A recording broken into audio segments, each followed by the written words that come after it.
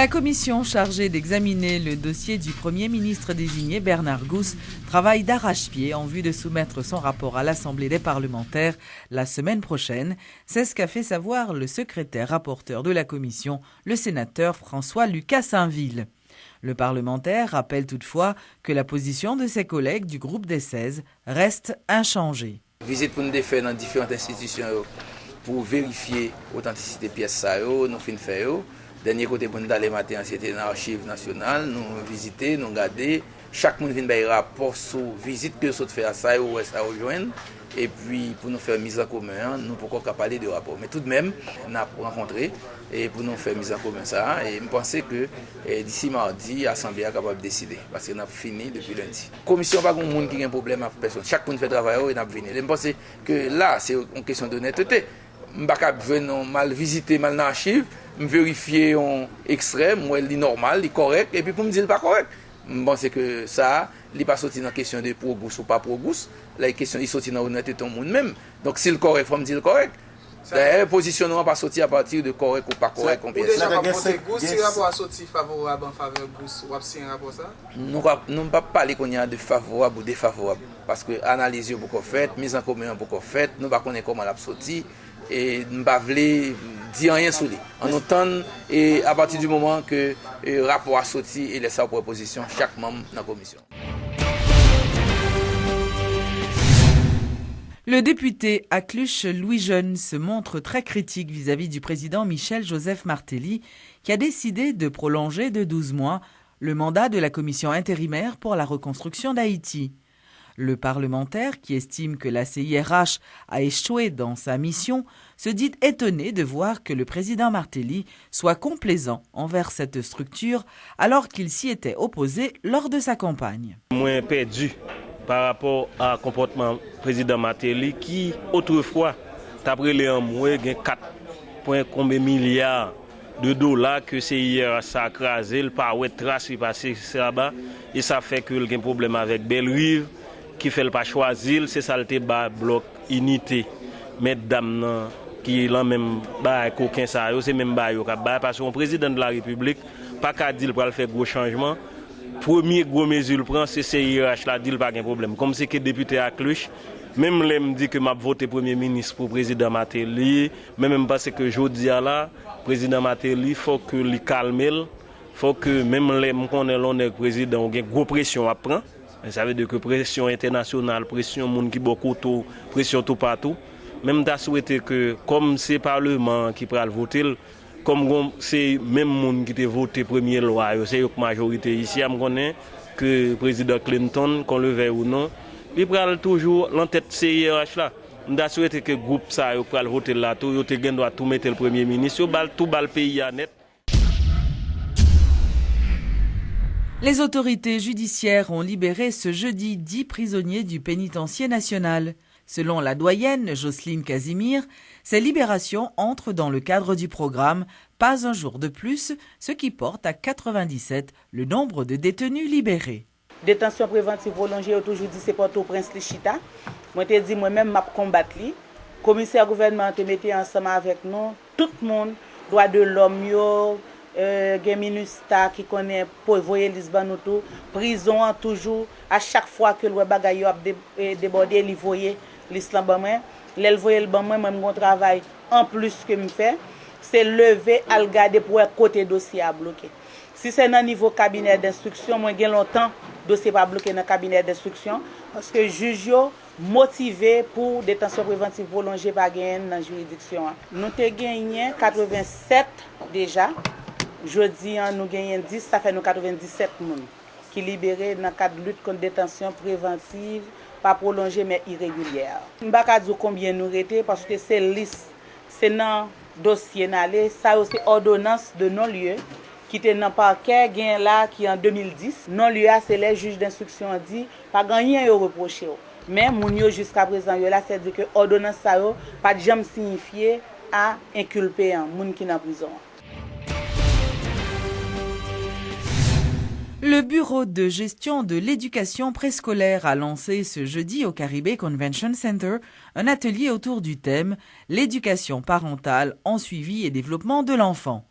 Selon la responsable de cette institution, Yolène Vandal, cette initiative vise la mise en œuvre des stratégies efficaces susceptibles, selon elle, d'être prises en compte dans le cadre d'un programme d'éducation parentale en Haïti. Littéralement, connaissance famille, c'est l'espoir du monde. Et littéralement tout le pays d'Haïti. Grâce à la couverture médiatique que vous avez gagnée à l'époque, et qui vraisemblablement pas trop onéreux. Dans ça, nous y là pour nous. Et encore plus, après ce séisme, je pense que l'éducation parentale, ça, tu dois venir dada chaque monde. Il faut nous former par eux, quel que soit le statut parent. Il faut nous marcher avec, il faut nous former, il faut nous éduquer pour le cas qu'on est. Comment pour le vivre bien? Comment pour petit lit? N'a dit heureux entre guillemets. Et comment lui-même tout pour lui sentir bien dans le corps.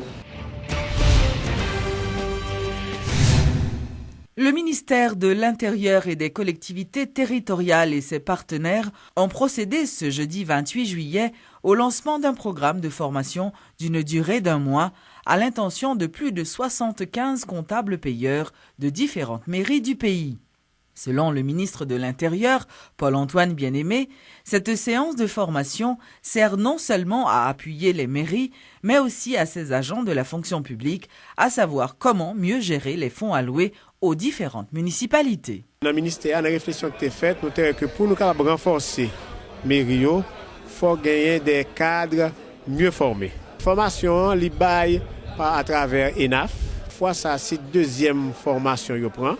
Il a retourné évidemment dans la mairie et nouvelle équipe là après reprendre avec eux parce que l'autre formation encore jusqu'à ce que monsieur vienne autonome, de véritables comptables et côté nous capable distinguer vraiment la fonction d'ordonnateur que maire l'a gagné de la fonction de comptable.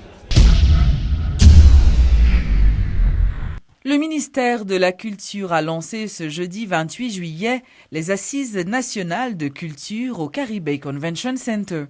La ministre par intérim de la Culture, Jocelyne Colimon-Fétière, dit souhaiter que ces assises de 3 jours soient profitables à tous. Pour sa part, la conseillère du président de la République, Michel Auriol, qui a pris la parole en la circonstance, a mis l'accent sur l'importance de ces Assises nationales des cultures. Madame Auriol soutient que la culture est un secteur qui peut créer des emplois. C'est d'une culture vivante qu'il s'agit aujourd'hui. Une culture qui peut être créatrice d'emplois, une culture qui peut être un espace où les jeunes pensent et doivent inscrire leur propre place dans la société haïtienne. Quand la culture haïtienne forte, typée, puissante, peut être créatrice d'emplois nombreux, peut être source de richesse pour notre pays qui a par ailleurs peu de richesses naturelles. Quand la culture n'est plus considérée comme un objet figé, muséographique, elle peut devenir quelque chose de vivant qui irrigue l'économie d'un pays et qui offre un avenir à sa jeunesse. Ces assises permettent aussi de penser à la dimension universelle de la culture. La littérature haïtienne de qualité est aujourd'hui reconnue dans tous les lieux où la francophonie se déploie. Il est plus que temps qu'il en soit de même dans des autres dimensions de la culture haïtienne. Le président de la République, Michel-Joseph Martelly, a rencontré ce mardi les opérateurs de la Côte des Arcadins. Cette rencontre s'inscrit dans le cadre de la semaine touristique lancée par le chef de l'État le 25 juillet dernier au cours de sa tournée dans le nord du pays. Michel Martelly promet de tout mettre en œuvre en vue de pallier aux différents problèmes confrontés par le secteur du tourisme. Je dirais tout simplement qu'on est sur la bonne voie.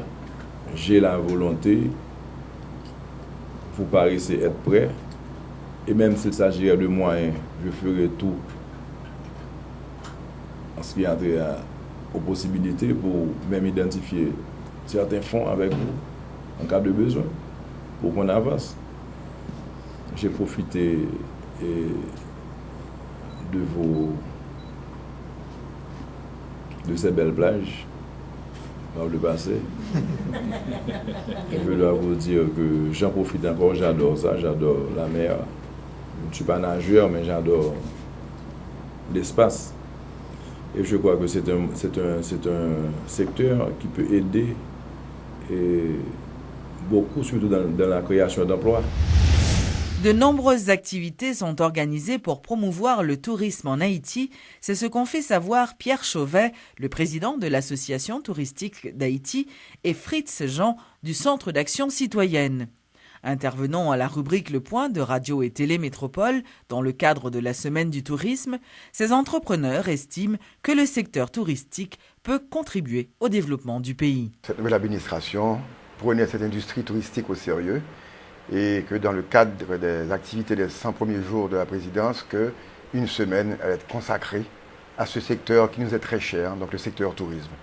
Donc l'association et tous ses membres, on n'a pas hésité à collaborer et à participer à l'organisation donc, de cette célébration qui se fait non pas seulement à Port-au-Prince, mais pratiquement dans toutes les régions du pays. Haïti est un pays vierge au point de vue touristique. Je dis bien Haïti, je ne dis pas Port-au-Prince, et même Port-au-Prince également, la région Port-au-Prince est vierge également. Vous voyez qu'en construction de chambres d'hôtel, je me répète, nous avons un très grand déficit de chambres d'hôtel, parce que nous avons en Haïti actuellement, depuis le séisme, ce qu'on peut appeler un tourisme de l'humanitaire. Au niveau de la BID et au niveau du ministère du Tourisme, il y a eu, si vous voulez, des efforts qui ont été consentis pour faire du Nord justement une destination touristique. Il y a des pourparlers qui sont en cours avec la BID et avec la USAID pour le renforcement structurel de la citadelle.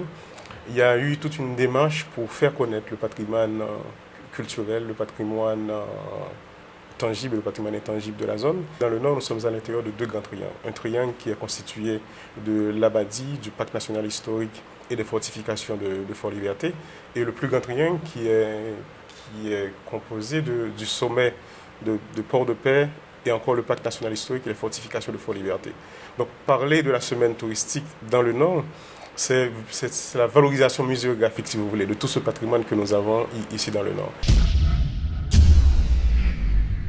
Anédi Azael est la nouvelle Miss Haïti. Lors d'un concours organisé ce mercredi à l'hôtel Caribé Convention Center, Saroge Bertin, Miss Haïti 2010, a passé sa couronne à Mademoiselle Azael, qui participera le 12 septembre prochain au concours Miss Univers qui se tiendra au Brésil.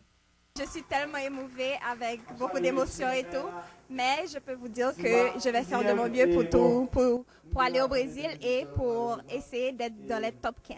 Je vais promouvoir Haïti de tous les niveaux pour soulever Haïti et peut-être rencontrer des gens, avoir des dons, venir ici et puis aider le pays, avoir des gens qui vont investir en Haïti. C'est vraiment ça le but. Mon but, c'est de trouver des gens pour investir en Haïti. Nous pas qu'on finit et que m'a besoin de support nous Kounia pour les mal au Brésil. Le 12 septembre, c'est élection Miss Univers au Brésil le 12 septembre. Et maintenant, nous aller sur website missunivers.com. Et peut-être dans une semaine, il y a des photos et puis nous avons voté pour moi. Et m'attend tout haïtien mieux pour nous voter pour moi, pour moi qui Miss Univers.